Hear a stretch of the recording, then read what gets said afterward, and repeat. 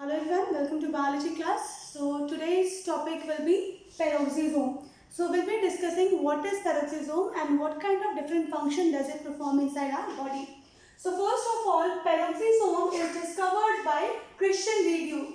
Now you can think that why this peroxisome name is given. The reason behind is that it produces and consumes the H2O2, which is hydrogen peroxide. So because it helps in the production as well as consumption of hydrogen peroxide, therefore this cell organelle is termed as peroxisome.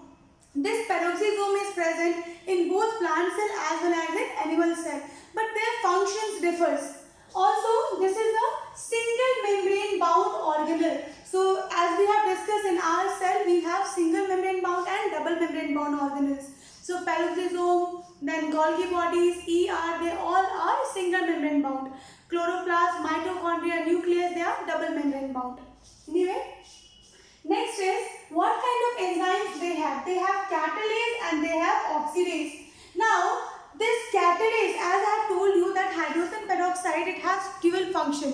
First of all, it helps in the production of hydrogen peroxide, and second is it helps in the metabolism or catabolism basically of the hydrogen peroxide. So it helps in production as well as it also helps in consumption. So there are two type of enzymes present inside the hydrogen peroxide.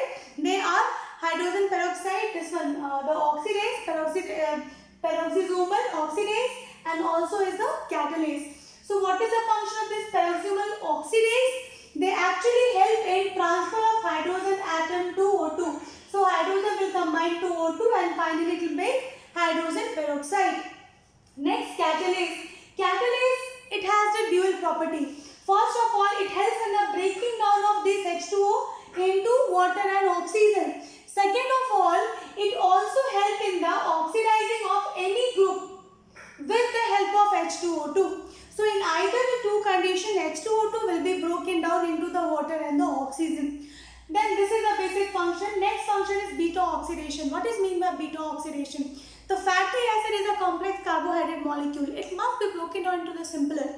Okay, now why it has to be broken down? So that the metabolism could happen, so that the energy could be produced inside our body.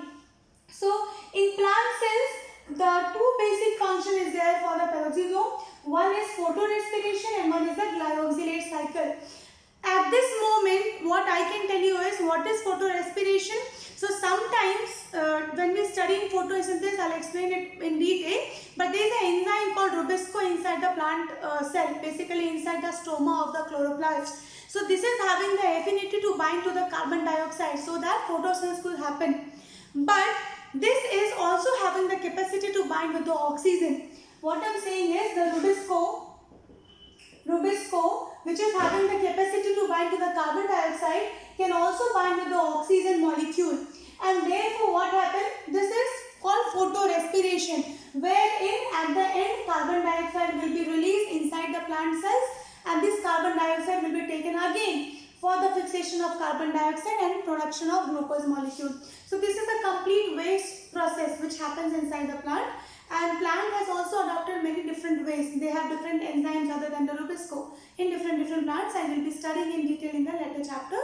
So basically photorespiration, what is the oxidation? Photorespiration, three organelles are there. The chloroplast, the mitochondria as well as the peroxisome.